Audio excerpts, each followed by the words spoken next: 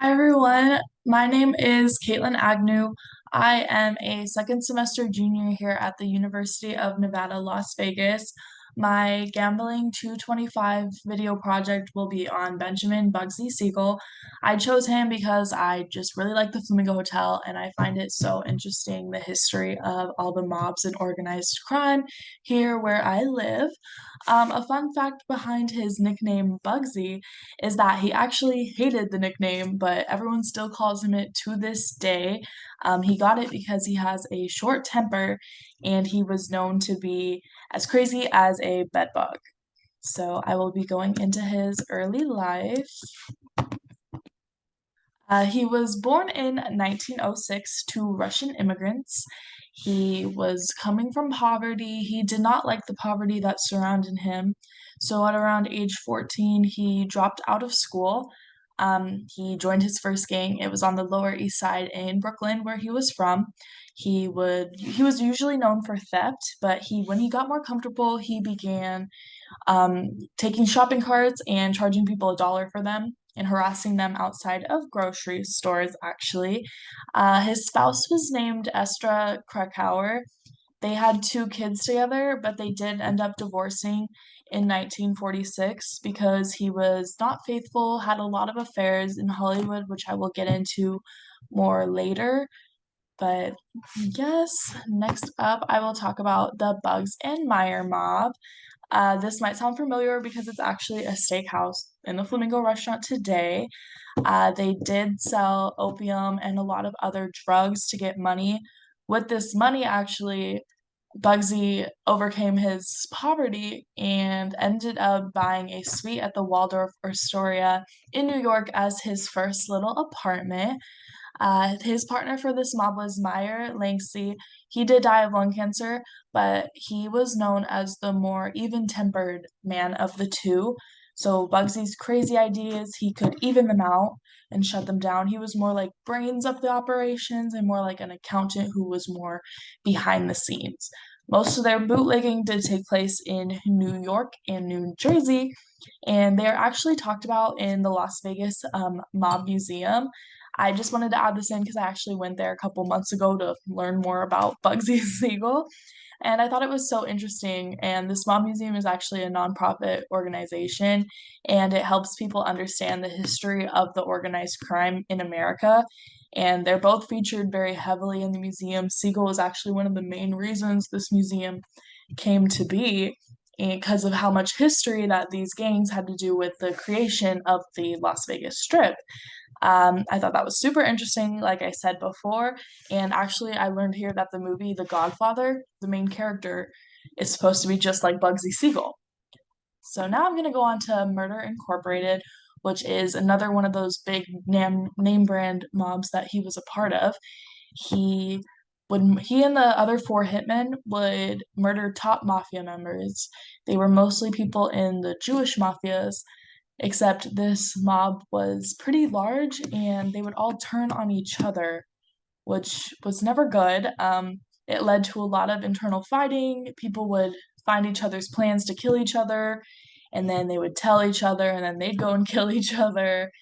It was a lot, but there was one point where Siegel did kill two brothers, and there was a third brother actually who didn't die and made it his mission to kill Bugsy Siegel by putting a bomb down his chimney.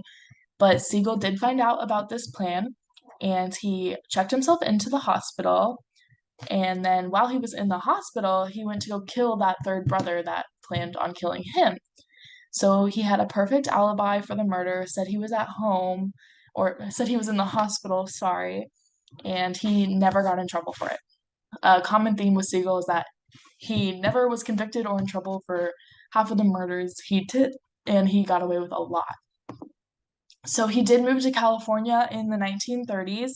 He gambled a lot at the Santa Anita Park. It's mostly known for horse racing. He did gamble legally there, and he claims that all of his money for his mansion was earned at this park, but it could have been from other black market things and drugs. That's what everyone today thinks. We're moving on to the Hollywood affairs that we actually talked about earlier, which led to his divorce. He was friends with so many movie stars. He threw a lot of lavish parties in his Beverly Hills mansion, and people loved it. He had women there, he had mistresses. There was one specific mistress that took him to Italy, which brings me to my next point. We were close to World War II at the time, and he tried to sell weapons at first to Benito Mussolini and other Nazis, but they weren't having it. So then he tried to sell this explosive called Atomite, but Mussolini did pay him $40,000 for it, and when he went to demonstrate how it works, it did not end up working. He was not expecting that, so Mussolini practically begged for the money back. He gave the money back, left Italy, and that's when he ended up going to Las Vegas. He went to change his image. He also loved the fact that gambling was legal there. Everyone there was there for one thing, probably because gambling was legal at the time. There were mobs there that he could join. He could have really changed his image, but he didn't. He ended up doing the same stuff, just in a different place. Really shortly after moving there, he began doing illicit activities with people at the Boulder Dam, like the construction workers. But him and his mom members bought the El Cortez for $600,000 because they saw how profitable it was in downtown Las Vegas. But a year later, it was bought for $766,000 by another group of people because they also saw the profit and he knew that he could do more with that money and more better things. Today, he actually has a restaurant named after him in the El Cortez, and at the Flamingo, he has a memorial in their garden. He has that Bugsy Steakhouse, and then there is a Bugsy bar that is all at the Flamingo. Even though he wasn't the bestest guy, he still had a lot of impact on Las Vegas's history. So he has those memorials around. So the Flamingo did open on December 26th, 1964. William Wilkerson was the man who actually named the Flamingo. He ran out of money while building it, so that's why Siegal did end up taking over. It opened really early, like it was supposed to open 9 months after then the date it really opened because Siegel was spending so much money on it that they were practically in debt. So he thought the opening early of the casino would make them have more money. But unfortunately, when the casino opened, it only had the casino, a lounge, and a restaurant. So even though it was the first hotel in Vegas with air conditioning, which should have been something people loved, there was nowhere for these people to sleep, and they would win at the gambling tables, the slots, but then have nowhere to sleep. So they would just move to the surrounding hotels and they would just decide to go stay at those and spend their money at those because the Flamingo didn't have anything to necessarily offer them. And the opening, while it was good, he had a lot of aristocrats from Hollywood that were planning to go, but on opening day there was really, really bad weather, so people couldn't make that trek from Hollywood to Vegas, even though it's only around a 4 hour drive. But the Flamingo did shut down 2 weeks after opening because the casino tables were $300,000 in debt, which is a ton. So they started the rebuilding in January 1947, and when it reopened, it was actually called the Fabulous Flamingo. The Flamingo was funded by black market money, and then the rest of the money that Siegel got from selling the El Cortez.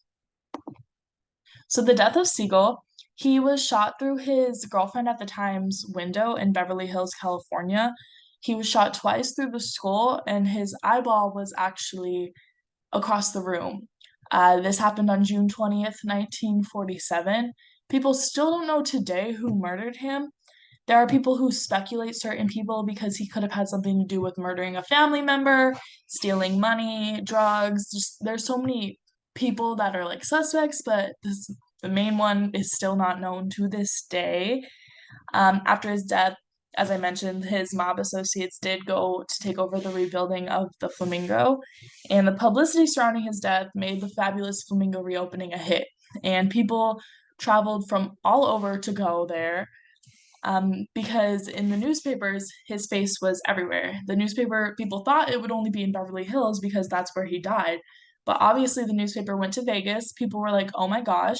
And then the newspaper also went on to the East Coast. So people all over the world were learning about Vegas, where gambling is legal, where organized crime happens, and they were curious. So this brought tons of people over to Nevada, and it kind of birthed the city. It made it grow more hotels were popping up, more people were gambling, the hotels were being more profitable, the tables, house edges were getting way higher, and everything was getting better. The publicity was great. So everything worked out after that fact, except for the fact that no one knows who killed Siegel. His funeral was really small. His ex-wife and daughters did end up going though. And some little fast facts to end with is that in his teenage years, people think he killed only around a dozen people. Some records say 30. That number will never be known, unfortunately, but that's what people are saying. That's what records say. Him and his Hollywood friends would search for buried treasure in Costa Rica, actually, but they would never come back with anything, unfortunately. And because of that, people think these weren't actually treasure hunts and they were him and his friends going to get illegal drugs and sell them to get more money. And he was actually never convicted of a single crime, even though he did so much in his lifetime. He was in jail once, but he did get out because one of his main witnesses that was against him was murdered. So he had people from all walks of life, all sides on his side, who was willing to kill and do anything to make sure that Siegel himself was safe. This leads me to my references for this project. Thank you so much for watching. Thanks.